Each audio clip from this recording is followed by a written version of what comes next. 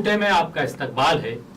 आज हम उर्दू स्कूलों के नताइज के ताल्लुक से बात करने के लिए हमारे स्टूडियो में माहिरीन और प्रिंसिपल हजरात को मदऊ किया है।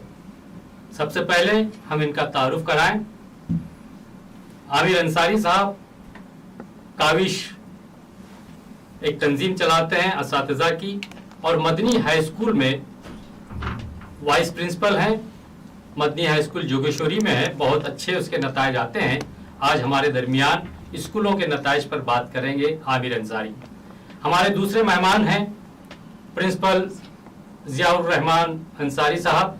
आप रईस हाई स्कूल भिवंडी के कामयाब और बहुत फ़ाल प्रिंसिपल हैं और रईस हाई स्कूल भिवंडी की नाक कहलाता है और तालीमी सरगर्मियों के लिए भी जाना पहचाना नाम है। हमारे साथ हैं प्रिंसिपल शबाना शहबाज शेख साहबा जो अंजुमन खैरुल इस्लाम कुरला की पिछले 17 वर्षों से प्रिंसिपल हैं और आपके दौर में कुरला के नताइज, खैरुल इस्लाम के नताइज बहुत शानदार रहे हैं, आ रहे हैं।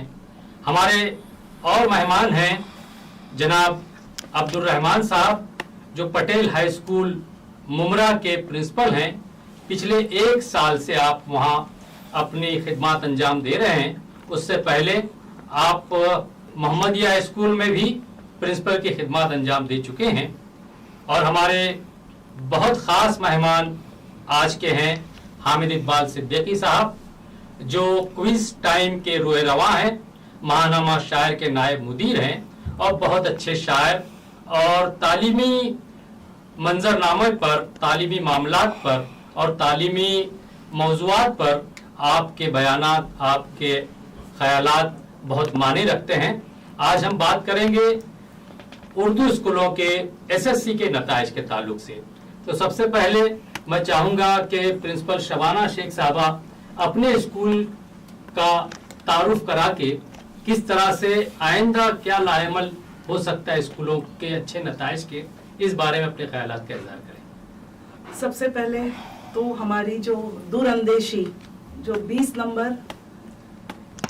नंबर जो इंतजामिया ने की तरफ से, बोर्ड की तरफ से जो इस साल खत्म कर दिए गए थे, इस पर पहले ही जून से और कई एजुकेशनिस्ट ने बीच में वक्तन फ़वक्तन कोई व्हाट्सएप पर और कई मीडिया पर उन्होंने ये मैसेज पैगाम दिया था कि आप बहुत ही मोहतात रहिए क्योंकि 20 नंबर इस साल से बोर्ड ने बंद कर दिए। लेकिन अगर मंसूबाबंदी की जाए, असातिज़ा को मोटिवेट करके और पेरेंट्स को वक्तन फ़वक्तन बुलाकर और उनको तमाम इवैल्यूएशन सिस्टम जो बोर्ड नंबरात के ताल्लुक से है या जो न्यू पैटर्न आया है, पहले जैसा पैटर्न नहीं रहा कि मशकी सवालात रहे और बच्चे उसको रटाए और पेपर दे दे।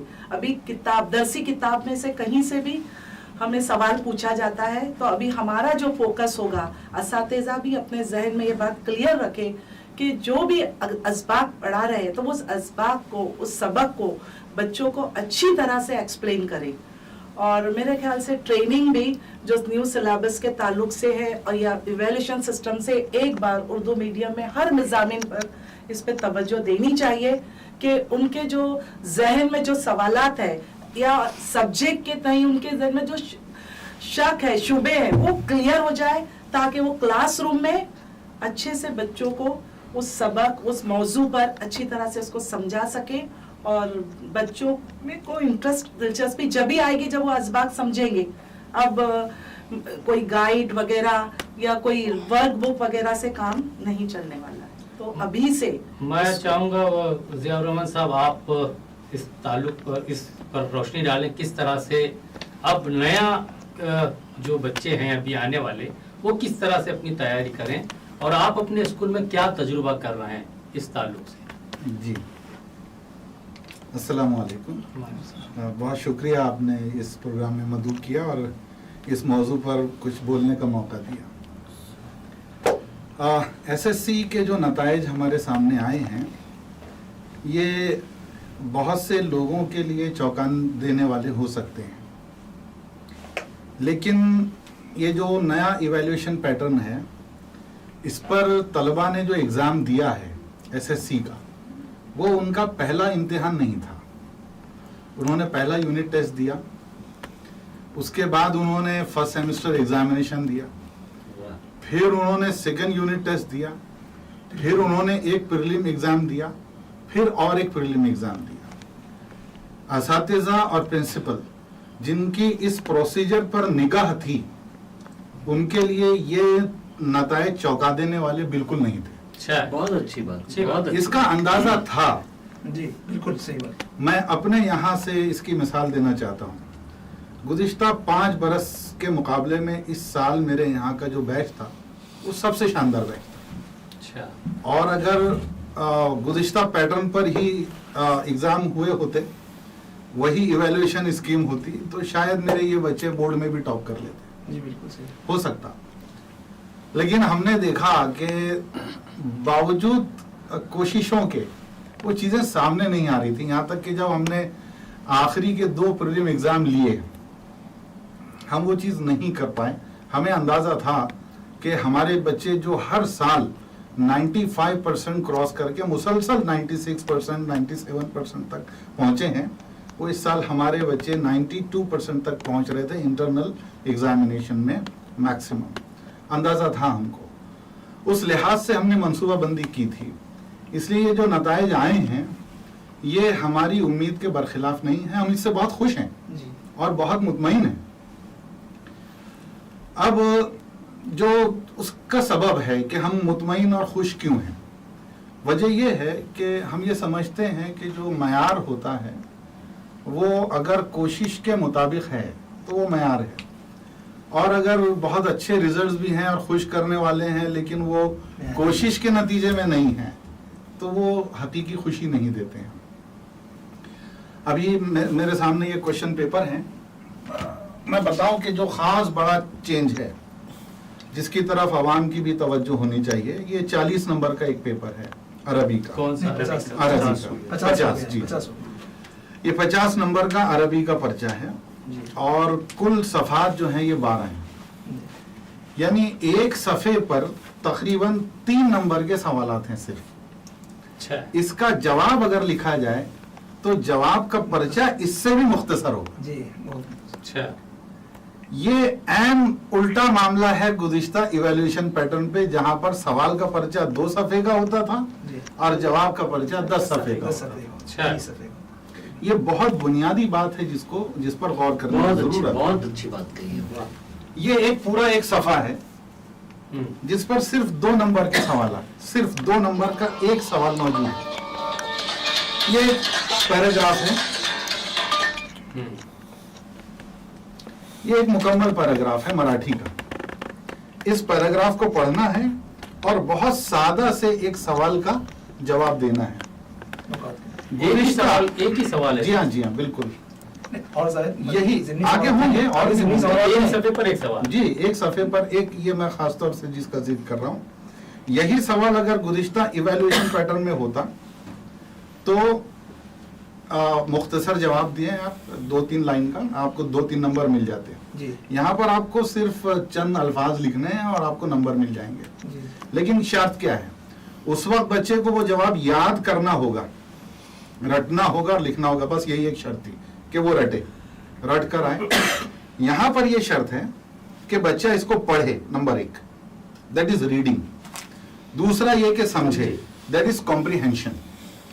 तो अगर उसने रीड कर लिया और उसने कॉम्प्रिहेंड कर लिया तो ये ऊपर के इन सवाल के जवाब बहुत आसानी से दे सकता है, उसे याद करने की जरूरत नहीं है। मतलब ये है कि अभी बिलउमूम जो मार्क्स मिले हैं वो लैंग्वेजेस में बच्चों के मार्क्स सबसे कमजोर हुए हैं। जी। हम नया इवैल्यूएशन पैटर्न आ तो गया है, हमने उसको अडॉप्ट तो कर लिया है, लेकिन वो हमारा जो पुराना मिजाज है वो अभी कायम है। आने वाले साल में हमको शायद उस मिजाज वो हट जाएगा। मिजाज से मतलब ये कि असातिज़ा का मिजाज या बच्चों का? असातिज़ा का भी मिजाज, बच्चों का भी मिजाज, लेकिन बिल उमूम असातिज़ा का जो स्कूल में एक 10 साल 20 साल 25 से 25 साल से जो एक रिवायत चली आई है, नंबर 1 तफसीली जवाब लिखिए, नंबर 2 मुख्तसर जवाब लिखिए, और नंबर 3 एक जुमले में जवाब लिखिए। ठीक है, जो तफसीली नहीं लिख सकता वो मुख्तसर लिख देता है, जो मुख्तसर नहीं लिखता वो एक जुमले वाला लिखता है और पास हो जाता है। यहाँ उस तरह की चीज आपको पूरे सवालिया पर्चे के अंदर नहीं मिलेगी। यहाँ तक के जो खाली जगह पूर्ण करने के भी सवालात हैं, उसमें भी कहीं ना कहीं आपका कॉम्प्रिहेंशन अंडरस्टैंडिंग जरूर है।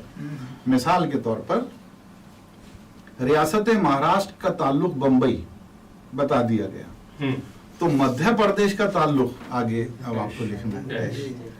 थोड़ी सी याददाश्त और थोड़ी सी समझ वो वहां पर, हालांकि सवाल है वो खाली जगह पर करने का। अब यहाँ पर हमको स्कूल, देखिए दूसरी एक अहम बात मैं आपको बताना चाहता हूँ कि इम्तिहान जो है वो साल भर के आखिर में आने वाला अमल है, एकदम आखिर में आने वाला।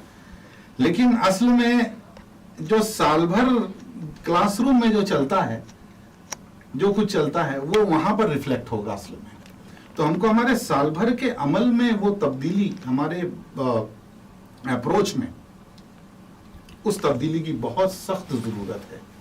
जी, तो आपने अच्छा, मैं रहमान साहब आपसे जानना चाहूँगा, ज़ियाउर रहमान साहब ने बातें कही, जिस तरह की बातें, ये बातें असातिज़ा तक पहुँची हैं या असातिज़ा के जरिए बच्चों तक पहुँची हैं कि नहीं पहुँची हैं? नहीं, इस साल कम से कम अभी तक तो नहीं पहुंची है। मतलब जितनी पहुंचनी चाहिए उतनी जो फीसद है उसका बहुत कम पहुंची है। हुआ ये कि जो सिलेबस बदला, पैटर्न बदल गया, उसकी जो ट्रेनिंग होती है ना, वो ट्रेनिंग में अभी तक सही से ट्रेनिंग नहीं हुई है। क्वेश्चन पेपर का पैटर्न क्या है, ये सब अभी तक पहुंचा ही नहीं है। तो फिर इसका मतलब बच्चे मुतासिर हुए असातिज़ा की वजह से, असातिज़ा की वजह से रिजल्ट खराब आया?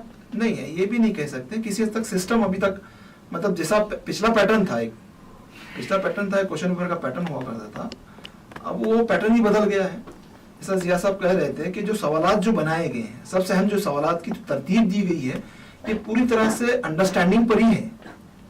हर, ये सिर्फ तो लैंग्वेजेस की बात हो गई, यहाँ तक हम आते हैं साइंस में भी। जो साइंस का भी एक पैटर्न हुआ करता था पहले, वो भी पूरा याद दहानी पर हुआ करता था, बच्चा याद करता था और उसको लिखता था। अब यहाँ पर भी साइंस में भी बहुत हद तक अंडरस्टैंडिंग पर जोर दिया गया है।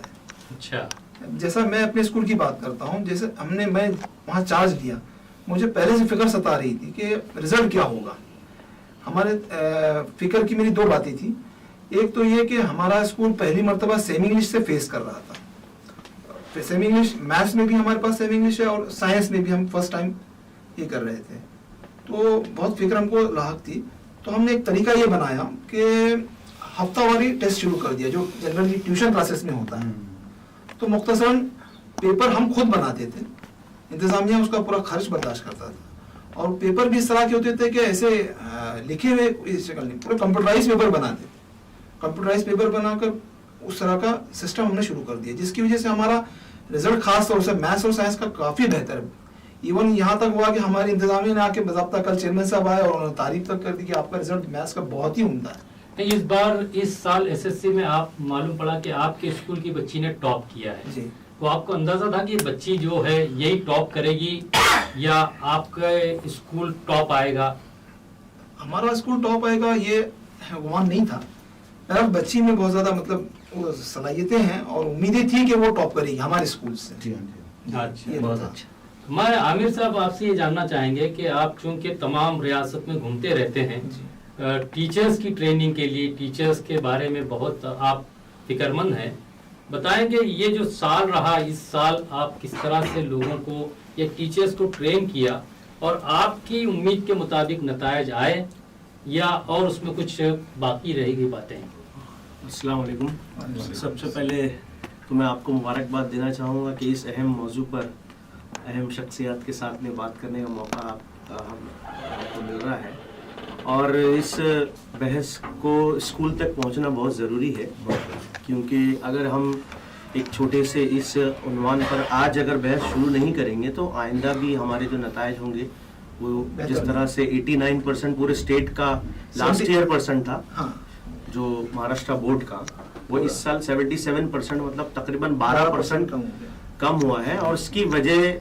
इसका खदशा जब स्टेट बोर्ड के जो डायरेक्टर साहब हैं मगर साहब, जब उन्होंने सबसे पहले इंटरनल मार्क्स हटाने का जो पूरा फैसला एक बहुत अहम फैसला लिया था, उसी वक्त ये अंदेशा जाहिर कर दिया था कि अगर स्टेट बोर्ड का रिजल्ट खराब होता है तो हम उसको बर्दाश्त करने के लिए तैयार है। उसकी असल वजह ये थी कि महाराष्ट्र स्टेट नेशनल लेवल पे भी किसी एजुकेशन स्टैंडर्ड से उसका कंपैरिजन हो रहा है।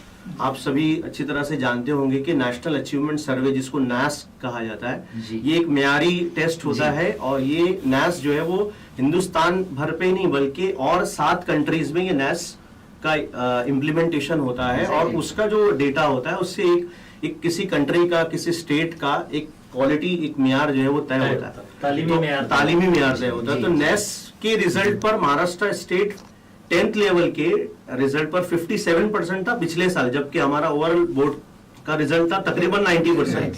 यानी एक स्टेट जो 10वीं का अपना खुद का एग्जाम लेता है तो उसका रिजल्ट 90% आता है और कोई एक्सटर्नल एजेंसी कोई लेती है तो रिजल्ट आता है 57%। तो ये कहीं ना कहीं म्यार को धक्का पहुंचाने वाली बात थी, इसलिए ये एक बोल्ड डिसीजन लिया गया और ये डिसीजन मैं ये कहूंगा कि बहुत पहले ले लेना चाहिए था। ये सही डिसीजन है और इसका डायरेक्ट ताल्लुक, देखिए हम लोग सिर्फ 10वीं के रिजल्ट पर बात कर रहे हैं, हमको 8वीं के रिजल्ट पे बात करना चाहिए, हमको 7वीं के रिजल्ट पे बात करना चाहिए, क्योंकि ये सिस्टम जो है वो सीसी के पैटर्न से बिल्कुल मेल खाता है। जो 5वीं से 8वीं या पहली से 8वीं का जो हमारा कंटिन्यूअस कॉम्प्रिहेंसिव इवैल्यूएशन जो चल रहा है पूरा स्कीम, वो कहीं ना कहीं नजरअंदाज पिछले 10 साल में हुआ है। सीसी की पॉलिसी बहुत बेहतरीन पॉलिसी है, लेकिन इम्प्लीमेंटेशन में कहीं ना कहीं मसला था। इसीलिए बच्चे का अंडरस्टैंडिंग का जो इश्यू हो रहा है वो हमारे बच्चों का 9वीं और 10वीं में नताइज थोड़े से मार खा रहे हैं। लेकिन बहरहाल अब्दुल रहमान सर ने जो बात कही कि ये बात गवर्नमेंट की तरफ से स्कूल के असातिज़ा तक पहुंची या नहीं पहुंची, तो मेरा ऐसा ख्याल है कि डिपार्टमेंट ने पहली मर्तबा बहुत सिंसियरिटी के साथ, बहुत संजीदगी के साथ इस बात का खास एहतमाम किया कि जो नया सिस्टम आया है उसको स्कूल के असातिज़ा तक पहुंचाया जाए। पहली मर्तबा आप सोचिए कि बाल भारती को जिम्मेदारी दी गई पेपर बनाने की। जी। सिस्टम में जो तब्दीली लाई गई थी उसमें एक सिस्टम, ये तब्दीली एक बहुत इंपॉर्टेंट थी कि इससे पहले ऐसा होता था कि किताब बनाने की जिम्मेदारी, निसाब बनाने की जिम्मेदारी किसी और पर होती थी और इवैल्यूएशन पैटर्न यानी पेपर बनाने की जिम्मेदारी किसी और पर होती थी। फर्स्ट टाइम गवर्नमेंट ने ये किया कि जिस बोर्ड ने, जिस मतलब पैनल ने, अदारे ने जो है वो किताब बनाई, उसी को ये जिम्मेदारी की कि वो पेपर भी बनाए। और उन्होंने 5 का वादा किया था, लेकिन 3 सैंपल पेपर्स उन्होंने बना के अपलोड किए, सब तक पहुंचाने की पूरी कोशिश की। कि देखिए क्वेश्चन पेपर ऐसा होगा, जिस तरफ सर इशारा कर रहे हैं कि मतलब क्वेश्चन पेपर बड़ा होगा और आंसर मुख्तसर होगा, मतलब ये कि अंडरस्टैंडिंग, स्किल और एप्लीकेशन बेस्ड जो क्वेश्चन होंगे। तो थोड़ा सा मैं सिर्फ टीचर्स तक के बात पहुंची, लेकिन शायद वो थोड़ा सा हाजमा हमारा भी खराब है, उसकी थोड़ी सी हमको कमजोर है और उस पर थोड़ा ज्यादा हमको ख्याल करना पड़ेगा। मैं तो ये कहता हूँ कि हम अगले साल का अगर प्लान कर रहे हैं कोई भी स्कूल, तो टीचर्स की ट्रेनिंग के लिए बाकायदा बजट तय हो, बाकायदा ट्रेनिंग प्रोग्राम तय हो, महीने का 2 महीने का किस तरह का। हमारे वहाँ प्रॉब्लम यही है कि नया सिस्टम आ जाता है लेकिन उसको अडॉप्ट नहीं किया जाता, या अडॉप्ट करने में 5 साल लग जाते हैं हमको। तो ये फौरी तौर पर एक फास्ट ट्रैक प्लान हो कि टीचर्स हमारे 1 साल में किसी ना किसी तरह से वो सारी चीजों से मतलब जो टीओज है, टीचिंग ऑब्जेक्टिव्स और लर्निंग आउटकम, ये दोनों का रिलेशन क्या है उसको समझाना टीचर्स को बहुत जरूरी है। और चल रहा है जिया सर की स्कूल में मुख्तसर मतलब हालात के तहत जो प्रोग्राम्स हो रहे हैं बहुत सारे, लेकिन उसको मुख्तलिफ स्कूलों में होना बहुत जरूरी है। हामिद इकबाल साहब, हम आपसे जानना चाहेंगे कि मौजूदा जो नताइज हैं एसएससी के उर्दू स्कूलों के, इस पर एक आप अपनी नज़र किस तरह से इस पर डालते हैं और आपके ख्यालात क्या हो सकते हैं?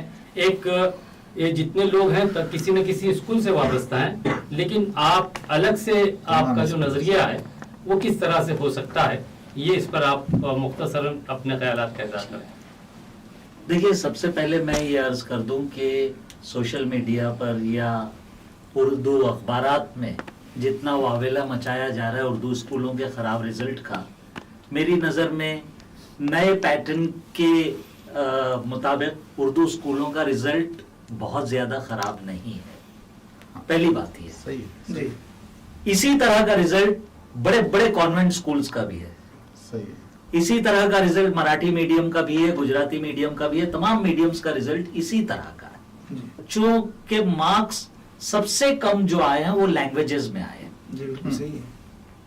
ये जो हमारे यहाँ पिछले 15-20 साल में एक बुखार जो साइंस और मैथ्स का चढ़ा दिया गया था, इस बुखार को उतरना बहुत जरूरी है।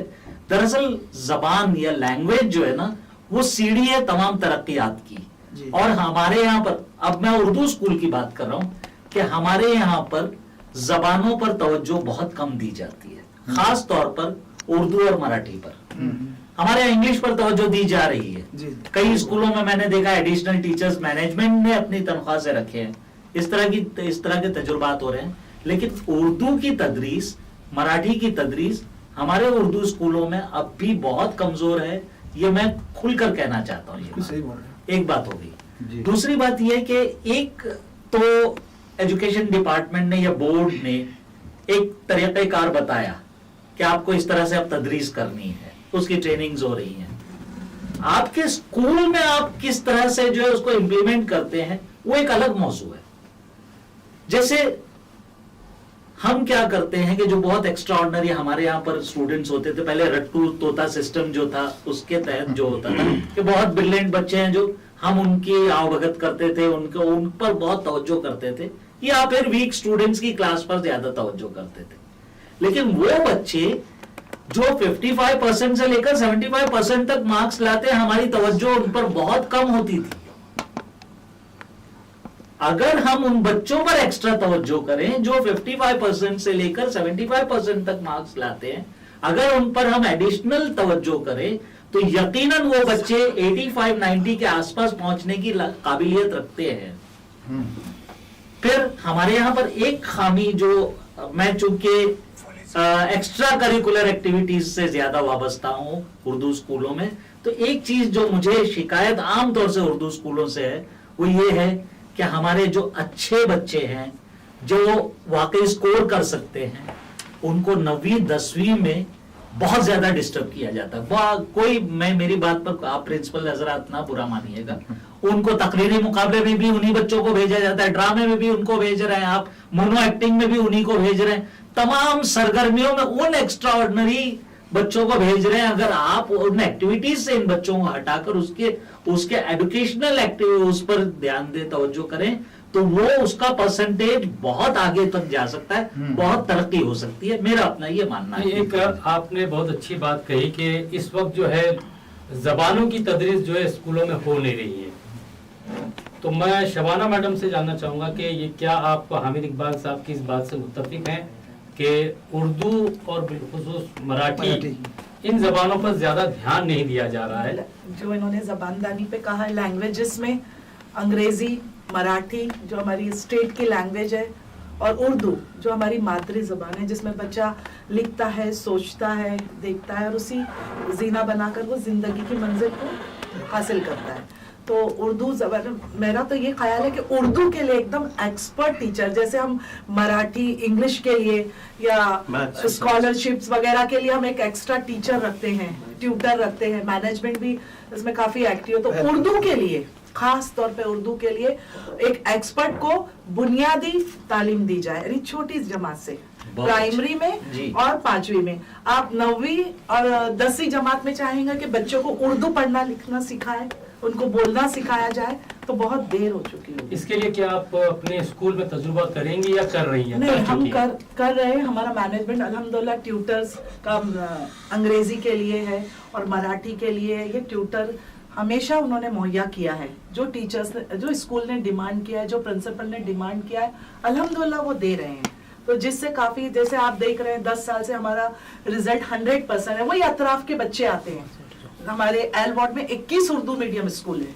सिर्फ हमारा वाहिद एक स्कूल नहीं है खैरुल इस्लाम का, लेकिन उसके लिए हमारे प्लानिंग, एक तश्कील कमेटी हमने बनाया है 10वीं जमात के लिए, 5th to 8th के लिए अलग और 10वीं जमात के लिए। और पहले से हम उस कमेटी में जो भी मंसूबाबंदी होती है और उस पर हकीकी तौर पर उस पर अमल होता है। जैसे अभी किसी मेरे साथी ने बताया कि हफ्ते में एक बार टेस्ट हो। हमारा यहाँ के हर चैप्टर, अगर टीचर ने एक चैप्टर खत्म किया, उसका हम टेस्ट लेते हैं। तो फौरन कहाँ कमी रह गई, बच्चे ने 10 नंबर का, जरूरी नहीं आप 50 नंबर का ले। अभी बताया है कि अंडरस्टैंडिंग पूरा, अगर आप देखेंगे तमाम क्वेश्चन पेपर में, बच्चा अगर समझेगा नहीं तो वो लिख नहीं सकता है। तो ये टीचर को अभी से प्लानिंग अपने सब्जेक्ट के लिए फिक्र अंदाज होना चाहिए, चाहे वो कहीं कोई एक्सपर्ट से रुजू करे। और मैं तो चाहती हूँ कि जैसे मैं इस पर बिल्कुल तायद है कि डिपार्टमेंट ने काफी अच्छी कोशिश की थी, हर मज़ामिन के लिए, हर सब्जेक्ट के लिए उन्होंने ट्रेनिंग का इनेकाद किया था और ज्यादातर टीचरों ने उससे मुस्तफिद भी हुए हैं। हम चाहते हैं कि टीचर्स का अगर कोई शक है, शुबा है, तो एक्सपर्ट से बिफोर स्कूल रीओपन होने से, पढ़ाने से पहले वो क्लियर करें और बच्चों को कि जब वो सामने खड़े रहे तो उनका कोई डाउट नहीं रहना चाहिए। सही बात है। और अगर उनका डाउट क्लियर है तो अल्हम्दुलिल्लाह जिस तरह हर साल उर्दू मीडियम के अच्छे नताइज आते हैं, इंशाल्लाह अगर सही मनसूबाबंदी रही और वो बच्चों की फिक्र के साथ अगर हमने उनकी तवज्जो दे तो आइंदा भी बहुत ही अच्छे रिजल्ट हमको हासिल। जिया साहब, मैं चाहूंगा कि आप अपने स्कूल में नए नए तजुर्बात के लिए मशहूर हैं पूरे भिवंडी में, बल्कि पूरे महाराष्ट्र में। आप अपने स्कूल के नतीजे को देखते हुए इस वक्त के जी। आइंदा का क्या मंसूबा बना रहे हैं और किस तरह से आने वाले बच्चों को इसका ज्यादा से ज्यादा फायदा पहुंचे, कि किस तरह से आप प्लानिंग कर रहे हैं, जरा बता दें। जी, मैं आमिर अंसारी साहब और हामिद भाई दोनों की बातों के दरमियान से अपनी बात, इस सवाल का जवाब दूंगा कि हमेशा हमारा फोकस जो है वो असातिज़ा की ट्रेनिंग पर रहा है। हमारे पास सजेशंस बहुत से आते हैं कि भाई बच्चों की ज़बान दुरुस्त नहीं है, गुफ्तगू अच्छी तरह से नहीं करते, लैंग्वेजेस में बहुत पीछे हैं, माँ बाप में अवेयरनेस नहीं है, समाज के अंदर बेदारी नहीं है। ये सब बातें आती हैं। आप वालिदैन का वर्कशॉप करें, आप बच्चों का वर्कशॉप करें। हम ये सोचते हैं कि बच्चे और वालिदैन ये एक फ्लोटिंग पॉपुलेशन है स्कूल का। अच्छा जी जी, सही बदलता और बदलता रहता है और बहुत अनलिमिटेड है वो। नए बच्चे आ रहे हैं, नए वालिदैन से आपका साबका है, तो हमने वो तो सिलसिला चल ही रहा है, लेकिन हमारा फोकस साँचे दुरुस्त करने पर। अच्छा, यानी हम टीचर्स के अंदर वो जो बातें आप बच्चों को देना चाहते हैं उसके लिए हर उस्ताद को तैयार करने की कोशिश करते हैं। इसलिए हमारा जो सालाना मंसूबा जो हमेशा मई में तैयार होकर हमारे असातिज़ा को मिल जाता है, उसमें बाकायदा टीचर्स की वर्कशॉप के कई सेशंस वो सब्जेक्ट वाइज भी हैं और उनकी पर्सनैलिटी वाइज भी हैं, उनकी शख्सियत के एतबार से वो दोनों किस्म के हैं। और मुसलसल इस पे हमारा फोकस इतना है कि आप ये यकीन जाने मेरे स्कूल का भी कोई भी एक नया टीचर भी ऐसा नहीं है जो तरबियत याफ्ता ना हो। मैं इस सिलसिले में जब स्टाफ की पहली मीटिंग लेता हूँ उसमें ये बात मैंने हर साल कही है कि दुनिया के तरक्की याफ्ता, तमाम तरक्की याफ्ता ममालिक में एक बात मुश्तरक है कि उनके यहाँ पे ट्रेंड रिसोर्सेस, तरबियत याफ्ता अफराद की तादाद ज्यादा है। अगर वहां पर कोई नर्स इंजेक्शन दे रही है या कोई आम आदमी भी कोई काम कर रहा है तो वो उसके लिए तरबियत उसने हासिल की है। हम हमारी बीएड की जो ट्रेनिंग हमने ली है उसको हम आखिरी तरबियत न समझे, इन सर्विस जो ट्रेनिंग होती है फील्ड में आने के बाद जी, उसकी अहमियत उससे पहले की तमाम ट्रेनिंग से ज्यादा। तो मेरे स्कूल में बहुत सारे काम चलते हैं, लेकिन उसमें जो सबसे ज्यादा नुमाया चीज है वो ये है कि असातिज़ा की ट्रेनिंग। अच्छा, मुझे यहाँ पर एक मौलाना अबुल आला मदूदी की एक तकरीर का एक जुमला याद आ जाता है, उससे मैंने फायदा हासिल करता हूँ। उन्होंने कहा कि जरूरत नहीं है कि मुसलमान जो हैं वो अपने ही कॉलेज खोलें, अच्छा, कॉलेज दूसरे खोलें, हमारे बच्चे अपनी तादाद से वो कॉलेज भर दें। अच्छा, बहुत अच्छा। उसमें से एक सबक मैंने ये सीखा कि जरूरी नहीं है कि सारे ट्रेनिंग सेशन आप ही अरेंज करें। कहीं पर भी आप लोग खुद गवाही देंगे, resources हैं। बॉम्बे में या कहीं पर भी कोई ट्रेनिंग होगी मेरे टीचर वहाँ जरूर पहुंचे, सही है, बिल्कुल अच्छा। मौजूद होंगे। आप कहीं पर भी ट्रेनिंग, कुछ भी मसला होगा किसी टीचर का, मैं ओला का इंतजाम करता हूँ कुछ भी, लेकिन उसे बिल्कुल जाना है। उसमें गुज़िश्ता बरस तो इंतहाई सख्त बारिश में जब कोई ट्रेनर नहीं पहुंच सका था, लेकिन मेरे टीचर पहुंचे थे। बहुत बड़ी बात। सिर्फ इस वजह से कि भी ट्रेनिंग हासिल करनी, सही। तो बहुत फोकस दिया है हमने। एक बहुत अच्छी बात है। मैं आमिर साहब आपसे ये पूछना चाहूँगा कि आप असातिज़ा के लिए बहुत काम कर रहे हैं, क्या उस तरह से रिस्पांस आपको मिलता है कि असातिज़ा के कि आप ये काम कर रहे हैं, बहुत अच्छा काम कर रहे हैं, ओवरवेलमिंग रिस्पांस जिसे कहें, और आपकी बात को लोग जो है बहुत ध्यान से सुने और आपकी तारीफ करें और आपका साथ दें, ऐसा कोई अच्छा तजुर्बा आपको मिला है क्या? नहीं, मैं बहुत ईमानदारी से ये बात कहना चाहूँगा कि असातिज़ा की बहुत सारी तंजीमें पहले भी काम कर रही थी और अभी भी काम कर रही है अल्हम्दुलिल्लाह, लेकिन काविश के प्लेटफॉर्म से जो रिस्पांस टीचर्स ने दिया है वो बहुत अच्छा रिस्पांस था और अभी तक अच्छा रिस्पांस है। मैं जिया सर की बात से बिल्कुल मुत्तफिक हूँ। मेरे ख्याल से काविश का टीचर्स के ट्रेनिंग का कोई ऐसा प्रोग्राम नहीं होगा जिसमें भिवंडी के रईस हाई स्कूल के कोई टीचर ने वहाँ पे शिरकत ना की हो। मैं भी यही कह सकता हूँ, 21 साल में तो मुझे भी ये तजुर्बा। तो रिस्पांस तो बहुत अच्छा है सर, लेकिन कैसा है, हम लोग खुद भी रिसोर्सेज हमारे पास बहुत कम है, हम लोग सब ऑलरेडी फुल टाइम टीचर्स हैं। तो प्रॉब्लम ये हो रहा है कि अगर जैसा सर ने कहा कि कुछ ट्रेनिंग प्रोग्राम्स गवर्नमेंट की तरफ से हो रही है, जैसे अभी 1 साल का साइंस टीचर्स का एनसीईआरटी का डिप्लोमा है साइंस टीचर के लिए, सिर्फ गवर्नमेंट टीचर्स को 1000 रुपए देना है, प्राइवेट टीचर है तो 3000 रुपए देना है। वो बिल्कुल आप अपने घर पर आपको बैठ के करना है, ऑनलाइन है पूरा। तो जाहिर सी बात है, नेशनल लेवल पे जो पॉलिसी बन रही है, जो करिकुलम बन रहा है, अगर वो लोग कोई ट्रेनिंग प्रोग्राम स्पेशलाइज किसी सब्जेक्ट के लिए कर रहे हैं तो उससे हमको फायदा उठाना चाहिए। हम लोगों को रिस्पांस मिल रहा है, लेकिन हम ये कहेंगे कि चूंकि टीचर्स ऑलरेडी इतने सारे काम में बिजी हैं, जैसे शबाना मिस बता रहे हैं, अंजुमन खैर इस्लाम का अपना मैनेजमेंट का बहुत सारा शेड्यूल होगा, फिर अंजुमन इस्लाम का ऑलरेडी बहुत सारे ट्रेनिंग प्रोग्राम्स होते हैं, तो टीचर्स का निकल कर आना पर्टिकुलर डेज में, वर्किंग डेज में खास तौर पे, लेकिन हम जरूरत तो महसूस कर रहे हैं और टीचर्स से ये उम्मीद भी कर रहे हैं कि अगर संडेज को प्रोग्राम होते हैं, हॉलीडेज को प्रोग्राम होते हैं, तो वो उसमें भी वो शिरकत करे। और थोड़ा और मोटिवेशन की जरूरत है स्कूल लेवल पे। मैं चाहता हूं कि अगर महीने में 1 मरतबा भी इस तरह का कोई डिस्कशन हो या कुछ ट्रेनिंग प्रोग्राम हो आधे 1 घंटे का, बल्कि हमने अपनी स्कूल में सर कोशिश हम लोग इस साल ये कर रहे हैं कि मंथ एंड में जो हाफ डे होता है हमारा, तो वो हाफ डे को हम लोग 2 हाफ डे करेंगे हम लोग, और 1 हाफ डे हमारा टीचर्स ट्रेनिंग का प्रोग्राम होगा पूरा, और 1 हाफ डे जो रजिस्टर वर्क वगैरह जो दूसरा है हम लोग उसको करेंगे। और जो सेकंड हाफ डे मतलब टीचर्स के लिए वो हाफ डे होगा, लेकिन हम लोग पीटीए और हमारा एलुमनाई एसोसिएशन वहां से हम लोग 4 पीरियड लेने के लिए कुछ इस तरह का इंतजाम करने का हमारा नेक्स्ट ईयर का प्लान है, ताकि टीचर्स को 2 घंटा मिले ट्रेनिंग अटेंड करने के लिए। तो ये एक नया तजुर्बा है हमारी स्कूल के लिए। वो हमें साहब आप जरा बताएंगे इस जो मौजूदा सर की बात में इजाफा करना चाहता हूँ। उसके अलावा उसमें ये भी है, हम इस तरह के ट्रेनिंग सेशन में ये भी सोचते हैं कि एग्जामिनेशन होने के बाद से रिजल्ट की तैयारी के दरमियान जो वक्फा है, जी हम ऐसे कुछ ट्रेनिंग सेशन उस दौरान भी अरेंज कर लेते हैं। ये करते वक्त में आपको आपके असातिज़ा कहते नहीं कि आप हमको कितना काम देंगे, हम ही करें, इस तरह ये से बहुत कोई? पहले हुआ करता था। अच्छा, ये बहुत पहले, देखिए कोई भी आप तब्दीली लेकर आएंगे तो शुरू में रेसिस्टेंस तो यकीनी तौर पे होगा। ये इवैल्यूएशन पैटर्न भी जो आया, ये फौरन अभी हमने लिया है, इसको हमारे जहन ने कबूल करना अब शुरू किया है, और जब दिल कबूल कर लेगा तो फिर वो तब्दीलियां आएगी समझ में। अच्छी बात। तो ये भी मामला वही है। अब इस तरह की कम से कम माहौल मेरे स्कूल में बिल्कुल नहीं है कि ट्रेनिंग के जो रेसिस्टेंस है। एक होता है टीचर्स, मैं एक टीचर हूँ, मैं ये सोचूंगा तो मैं तो सब जानता हूँ, तो वो एक जो जहन की रुकावट है वो अब दूर हो रही है।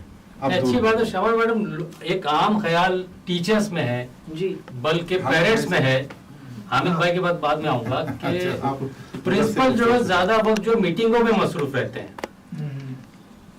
स्कूलों में, या पेरेंट्स के लिए या असातिज़ा के लिए या बच्चों के लिए मैं पूरी तरह दस्तयाब नहीं होते हैं। पूरी तरह से इस बात से मैं मुत्तफिक नहीं हूँ।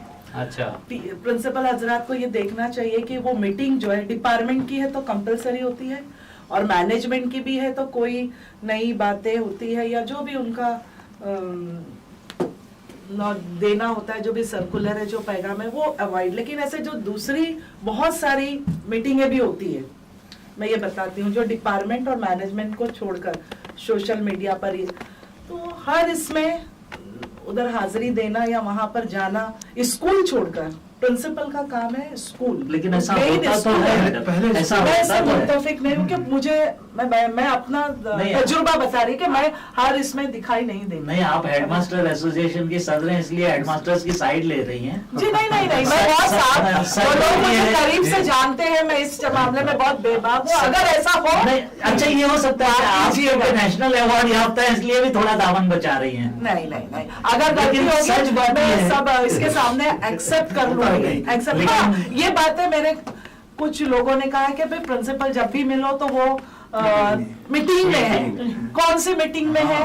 वो डिपार्टमेंट में है, वो यहाँ है। ये बातें काफी मतलब लोग, लेकिन ऐसा हकीकत में मैं समझती, इस पूरी तरह से मैं मुत्तफिक नहीं हूँ। हाँ, जहाँ अशद जरूरत है कि प्रिंसिपल वहां जाना चाहिए, हजरात ने कुछ ऐसे डिपार्टमेंट के काम है, ईआई से मिलकर ही वो हल हो सकता है, तो वहां पर प्रिंसिपल हजरात को जाना है। लेकिन छोटे मोटे मैटर, हमारे क्लर्क ही इतने काफी एक्सपर्ट होते हैं, 30-33 साल पुराने होते हैं कि वो चुटकियों में मसाइल हल करते हैं। लेकिन जहाँ गाड़ी अटक जाती है, रुक जाती है, मैनेजमेंट से भी अगर जनरल सेक्रेटरी से आपका अपॉइंटमेंट है और स्कूल के प्रोग्रेस के लिए आपको है, तो मुझे चाहता है वहां पर प्रिंसिपल को सब काम छोड़कर, यस सर, मुझे ये जरूरत है मेरी स्कूल की बका के लिए, मेरी बच्चियों के मुस्तकबिल के लिए मुझे ये चाहिए। और अल्हम्दुलिल्लाह मेरा ये तजुर्बा है इतने मैनेजमेंट में, इतने जीएस है कि जब भी मैंने जो चीज की मांग की, अल्हम्दुलिल्लाह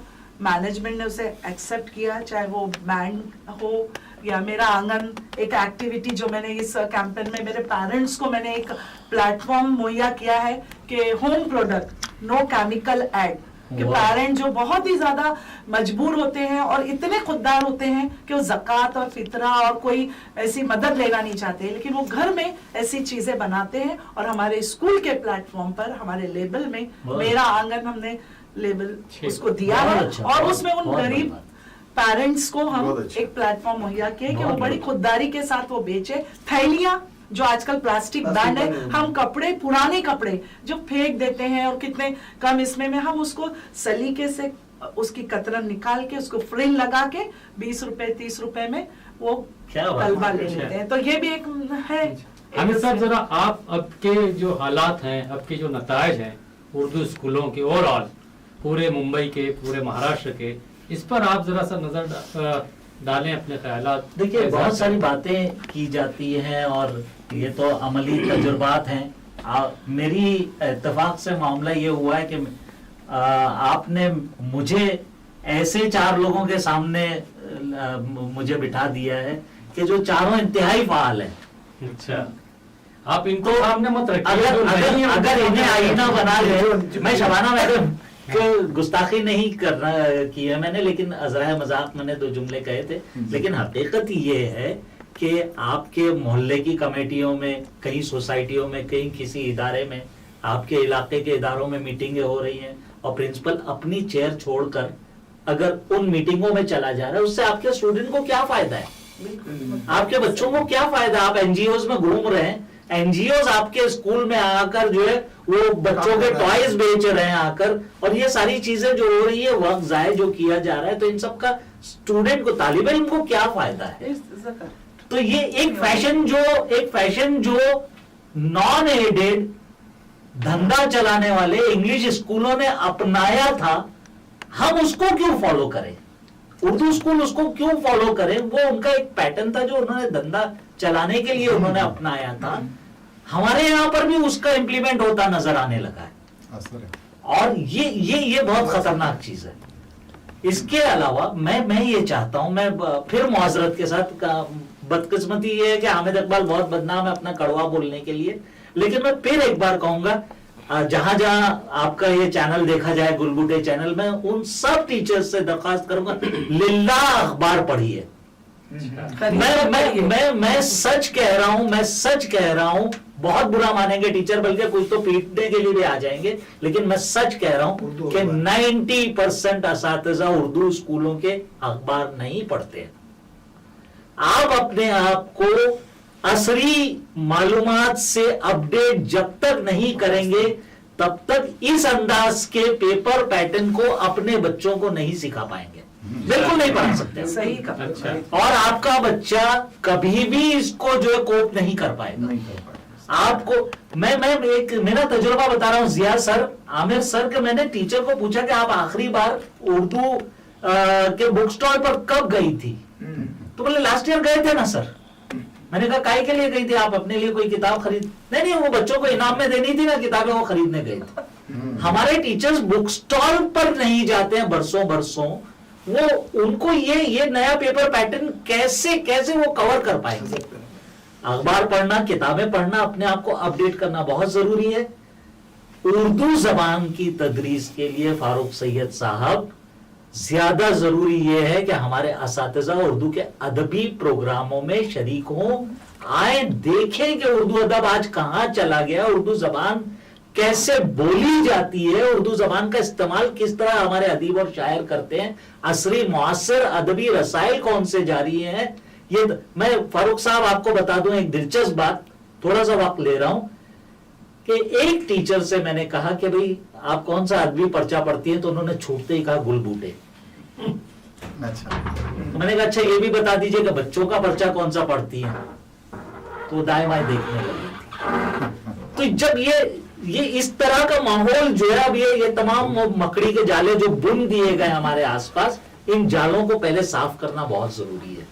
और उसके बाद आप चाहे जितनी ट्रेनिंग लें, जिया सर, आमिर सर, चाहे जितना आप टीचर्स की ट्रेनिंग लें, लेकिन पहले इस माहौल को, उन जालों को पहले साफ, जहन को साफ करना। मैं जिया साहब से जानना चाहूंगा कि ये हामिद साहब ने जो मौजू उठाया है कि असातिज़ा पढ़ते नहीं हैं या निसाबी किताबों के अलावा दूसरी चीजें पढ़ते नहीं हैं, हाँ। इसके लिए कोई आप अपने स्कूल में कोई तजुर्बा या कोई ऐसा काम जिसकी वजह से बच्चे और असातिज़ा भी जो है कुछ चीजें पढ़ें, उनकी नजर से गुजरें, हाँ, बिल्कुल। कोई मंसूबा है आपके जहन में? मौजू नहीं है बल्कि वो दर्द है, और उससे आगे बढ़ें कि इस वक्त का अलमिया है। मैं इसको आगे बढ़कर बिल्कुल अमली तजर्बा बताता हूँ आपको कि किताब बुक स्टॉल पर सफर करके जाना और किताब खरीदना, ये बहुत बड़ी बात है। असल में आप एक डॉक्टर के यहाँ पर वेटिंग में हैं, आप इंतजार कर रहे हैं, आपके सामने किताब रखी है, आप किताब उठाकर पढ़ने के लिए तैयार नहीं। वाह, ये किताब से बेजारी का वो वक्त आ चुका है, बहुत अलमिया है। आप अमली तौर पर देख लें, किताबें हमारे खासतौर से उर्दू माहौल में रखी हैं टेबल पर, उठाकर देखने के लिए राजी नहीं है। ये एक बहुत बड़ा चैलेंज है असल में, और इसके लिए बुनियादी काम जो है वो असातिज़ा कर सकते हैं, इसमें तो कोई शक नहीं है। लोग मुताले का मतलब निसाबी किताब समझते हैं कि निसाबी किताब को पढ़ लेना। BA MA टीचर्स के जो इंटरव्यू लिए गए हैं, उनसे जब पूछा जाता है कि गुज़िश्ता, पहले हमने 1 महीने के बारे में सवाल करना शुरू किया था, फिर बाद में 6 महीना, और अब हम 2 बरस के इहाते में कहते हैं कि गुज़िश्ता 2 में जो अफसाने और नॉवेल रखे हैं, उनके अलावा आपने क्या पढ़ा है बताएं आप। बिल्कुल नहीं। ये मैं समझता हूं कि इस वक्त ये मिशन शुरू करने की जरूरत है। KME सोसाइटी ने इस सिलसिले में एक बहुत अच्छा काम किया है। क्या पढ़ा आपने, हमें भी अच्छा सुनाओ। प्रोग्राम, आप किताब पढ़ें, रफी अंसारी साहब जो हाँ जी, हाँ जी, बिल्कुल, हमारे में इसमें उसका खुलासा पेश करना एक ये, और यही सिलसिला हमने बच्चों के लिए भी किया है, बच्चों के लिए भी। और अभी जो तालीमी इनकलाब है, ये एक बहुत बड़ा इनकलाबी कदम है असल में, बच्चों के अंदर पढ़ने का ज़ौक़ पैदा करने के लिए। इसके लिए आने वाले इस तालीमी साल में एक मैंने ये रखा है, वो तारीख मुझे याद नहीं है, मेरे सालाना मंसूबे में लिखा हुआ है वो, फला तारीख को जुलाई की 7:10 से लेकर 7:30 तक एक टीचर जो है वो तालीमी इनकलाब पर गुफ्तगू करेंगे। उस वक्त तमाम बच्चों के टेबल पर जो है वो तालीमी इनकलाब होगा। हर सफ़े की अहमियत क्या है, अच्छा, किस सफ़े पर क्या 3 अहम शख्सियात का तारुफ है, एक स्कूल का तारुफ है, और एक साइंस फिक्शन के बारे में वो पूरा मुकम्मल जो है वो वहाँ पे तारुफ पेश करेंगे, ताकि बच्चों के मुताले का मुस्तकिल वो हिस्सा बन जाए। ये ऐसे बहुत से छोटे काम हम लोग इंशाल्लाह करने वाले हैं, अमली कदम। हाँ, बिल्कुल ज़ौक़ पैदा करने के लिए मुतालिक। शबाना मैडम, आप मैं अपने इस स्कूल में ताल्लुक से मैं वही जो लाइब्रेरी में जो भी किताबें मौजूद है, तो टीचर्स 3 टीचर्स अगर इस हफ्ते 15 दिन का उनको वक्त देते हैं और जब जुम्मा के रोज हमारा हाफ डे होता है तो टीचर्स नहीं जाती है, बच्चे छुटने के बाद अगर जो क्लासेस ले रही हैं जो, और नहीं तो जो 3 टीचरों ने जो किताब का मुताला किया उसका सिर्फ मरकजी ख्याल, पूरा नॉवेल पूरी किताब नहीं है, उसमें मरकजी ख्याल क्या है, तो 3 टीचर है तो वो बाकी के जो 20 टीचर्स है वो सुन लेते हैं, उनको पता चलता उनको, है। और वो मरकजी ख्याल लिख कर देंगी, सबमिट भी करेंगी और वो ओरली तौर पर बताएंगे। अगर किसी को उसमें कुछ पूछना है, कोई एक है या वो समाजी हो चाहे वो हो, तो ये 5 साल से है और उसकी बाकायदा रिकॉर्ड भी है कि कौन से टीचर ने पूरे साल में कितनी किताबों का मुताला किया और उसका मरकजी ख्याल क्या था, चाहे वो प्रेमचंद हो, इकबाल हो, जो उनके इंटरेस्ट पर है। वो कंप्यूटर का नॉलेज क्यों ना हो, अगर वो स्पोर्ट्स में दिलचस्पी है तो वो स्पोर्ट्स की नॉलेज शेयर करे। तो ये हमारे 5 साल से टीचर्स के ये कंटिन्यूस सिलसिला, अभी ये 3 टीचर्स है तो उसके बाद 3 टीचर्स है, वो अपने मिजाज के लिहाज से अपनी किताबें पढ़ेंगे और डिस्कस करेंगे, तो 20 टीचरों को उसका फायदा होगा। एक और बात जो बड़ी इंपॉर्टेंट है, बहुत अहम है, मुताले के साथ साथ असातिज़ा के लिए हमने कहा, तलबा के लिए भी बड़ी अहम बात है, जिस पर जो है वो पता नहीं आमिर सर वगैरह ने इसकी वर्कशॉप ली है या नहीं, लेकिन सच बात ये है कि हमारे बच्चे लिखना नहीं चाहते। बच्चे जानते बहुत कुछ है, पढ़ भी लेते हैं, किताब समझ भी लेते हैं, उनके जहन में आ भी जाती है, टीचर ने मेहनत भी की होती है। बच्चे को राइटिंग स्किल या लिखने का शौक, दोनों 2 बातें, एक तो राइटिंग स्किल और दूसरे लिखने का शौक, ये इन दोनों चीजों का बड़ा फुकदान हमारे बच्चों में, खासतौर पर मैं देख रहा हूँ कि उर्दू के बच्चों में बहुत ज्यादा होता जा रहा है। तो इसके लिए भी हमें फिक्र करनी चाहिए कि इब्तदाई जमातों से ही बच्चों को लिखने का शौक दिलाएं, मशक कराएं, उनको शौक दिलाएं। और उसके लिए एक तजुर्बा यूं किया जा सकता है कि साल भर में अगर आपके यहाँ 12-13 प्रोग्राम होते हैं स्कूल में, या 12-13 लोगों को आप बुलाते हैं, एक्सपर्ट्स को या और किसी हीले बहाने से, तो उस प्रोग्राम में आखिर में जितने बच्चे मौजूद हैं उनसे कहेंगे कल कॉपी के एक सफे पर आज आपने जो प्रोग्राम में देखा या जो महसूस किया है, तो अब आपने क्या महसूस किया है वो एक कागज पर, कॉपी के एक पेज पर लिख कर लाइए। अच्छा, अच्छी बात। तो इस तरीके से बच्चों में वो राइटिंग स्किल उनका जो है डेवलप होगा और लिखने का शौक भी खुद ब खुद पनपेगा।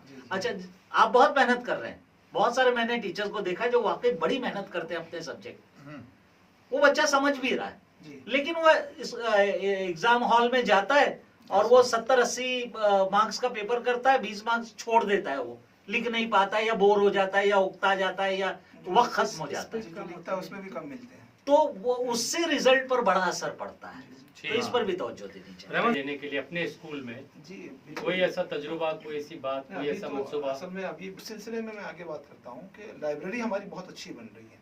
मैं चाहूँगा कि कभी हमारे साथी कभी आ जाए जी, तो मैनेजमेंट ने एक बहुत अच्छा पूरा एक हॉल को पूरा लाइब्रेरी में कन्वर्ट किया है। अच्छा। और जिस तरह से कॉलेज लेवल का जो लाइब्रेरी होता है उस सिस्टम को हम अभी राइज करने जा रहे हैं। बहुत अच्छी एक लाइब्रेरी भी हमारे पास फुल टाइम है और पूरा डिजिटल लाइब्रेरी हम करने जा रहे हैं, जिससे वो तलबा के लिए उसको पीरियड का अलॉटमेंट भी कर रहे हैं उसमें। बहुत मैं तहरीरी तौर पर एक मैसेज देना चाहूँ, मेरा तजुर्बा है जिससे मैं मैं चाहती हूँ कि तमाम अगर स्कूल इसको अपनाए, कैलीग्राफी, यानी इसका इतना अच्छा फायदा है, हमने देखा है, आप भी जानते हो कि इनकी बच्ची मेरी स्कूल में थी। कैलीग्राफी हम 3 टीचर्स को डिवाइड कर देते हैं, जैसे हमारे 100 बच्चे हैं तो 30-30 टीचर्स उसको देख ले, या जो बच्ची की तहरीर बहुत अच्छी है उनकी भी थोड़ी हेल्प ले लेते हैं, जैसे कुछ मंथ एंड में या फ्राइडे कुछ करती हैं कैलीग्राफी। इससे क्या असर पड़ता है कि आपका परसेंटेज बढ़ता है, बच्चे की तहरीर अच्छी होती है, उसे नंबरात हासिल करने रईस हाई स्कूल में भी क्लासेस चलाई गई, तो ये चीज का हमारे बच्चों को बहुत फायदा हुआ कैलीग्राफी का। ऐसे बहुत सारे स्कूल्स हमारे कर रहे हैं। मैं आमिर सर आपसे जानना चाहूँगा कि आप जो असातिज़ा के वर्कशॉप लेते हैं उसमें कोई मुताले के लिए, कोई पढ़ने के लिए, आप तो सिर्फ ये कहते हैं कि भाई किस तरह से पढ़ाना चाहिए, क्या पढ़ाना चाहिए, किताब के अलावा मतलब निसाब के अलावा किताब पढ़ने की कभी आपने अपने वर्कशॉप में तरगीब दी है या देते हैं? ज़रूरत तो है उसकी, मैं बहुत सारी बातें ऑलरेडी आ चुकी, मैं एक चीज़ खाली बताना चाहता हूँ। उसमें अभी एक बहुत अच्छा ऐप ऑलरेडी मौजूद है बुकलेट के नाम से, जो जितनी भी बड़ी और मशहूर किताबें हैं, जो बुक सेलर बुक टाइप की किताबें हैं, उसको एक साहब ने उसका निचोड़ करके ऑडियो बनाया है। अच्छा। तो अगर आप ड्राइविंग कर रहे हैं, अगर आप ट्रैवलिंग कर रहे हैं और सुनने का बहुत शौक है आपको हाँ। पढ़ने के बजाय, तो वो बड़ी बड़ी किताबों का खुलासा आप सुन लें। तो वो बुकलेट नाम का ऐप बहुत अच्छा है। वो भी इस तरह का वर्कशॉप हमने अभी तक तो किया नहीं है काविश के प्लेटफॉर्म से कि किस तरह से रीडिंग हैबिट टीचर्स में बढ़ाई जाए। लेकिन बहरहाल हम लोग पैगाम तो यही देना चाहेंगे टीचर्स को कि अपने प्रोफेशनल ग्रोथ के लिए, जैसे मैं ये समझता हूँ कि मेरी सर्विस को अभी 20 साल बाकी है, मुझे अभी स्कूल में अपनी जिंदगी 20 साल देना है। तो एक डॉक्टर भी सोचता है कि वो अभी आइंदा 10 साल 15 साल जिस प्रोफेशन में है तो कैसे वो ग्रो करेगा प्रोफेशनली, इंडिविजुअली अपने आप को कैसे वो ग्रो करेगा। तो उसके लिए हर टीचर को ये सोचना चाहिए कि मैं हिंदुस्तान में हूँ। आप मूक प्लानिंग, मूक के बारे में आपने सुना होगा, MW मैसिव ऑनलाइन कोर्सेज जो चलती है, तो ऑलरेडी इतने सारे रिसोर्सेज है। हमारे वहाँ प्रॉब्लम ये है कि वो रिसोर्सेज एक तो पता नहीं है और रिसोर्सेज तक हमारी रीच नहीं है, या फिर हम कहीं ना कहीं जो है वो थोड़ा सा सुस्ती और काहिली की वजह से वो सारी चीजें नहीं कर पाते हैं। मैंने अपनी स्कूल के टीचर्स को क्या कहा है, आप हर साल अपना बायोडाटा बनाएं। 2018-19 का आपका एक बायोडाटा होगा। तो बायोडाटा में आदमी क्या करता है, अपनी सारी सलाहियतें, सारी खूबियां उसमें लिखता है। तो जब आप अगले साल एक फिर से बायोडाटा बना के सबमिट करेंगे, उसमें एक चीज कम से कम एडिशनल ऐड होना चाहिए। एक सर्टिफिकेट आपने ये किया, कंप्यूटर का कोर्स किया या कुछ भी आपने किया है, तो ये आपकी प्रोफेशनल लाइफ में क्या आपने ग्रो किया है, उसके लिए एक नया सिस्टम अगले साल, पिछले साल हमने बायोडाटा मंगाया, अभी अगले साल इंशाल्लाह हमारे स्टूडियो में। और आपने आज बहुत अच्छी बातें हमारे सामने हमारे नाजरीन के लिए सुनाई। आप तमाम का, हामिद इकबाल सिद्दीकी साहब, अब्दुल रहमान साहब, शबाना शेख साहबा, ज़ियाउर रहमान साहब और आमिर अंसारी साहब का बहुत बहुत शुक्रिया। फिर मिलेंगे इंशाअल्लाह फिर कोई नए मौजू के साथ। अभी आप देख रहे थे उर्दू स्कूलों के नताइज पर हेडमास्टर्स और माहिरीन से बातचीत। हमारा ये प्रोग्राम कैसा लगा ज़रूर कमेंट करें, और हाँ, अगर पसंद आए तो लाइक और शेयर भी करें।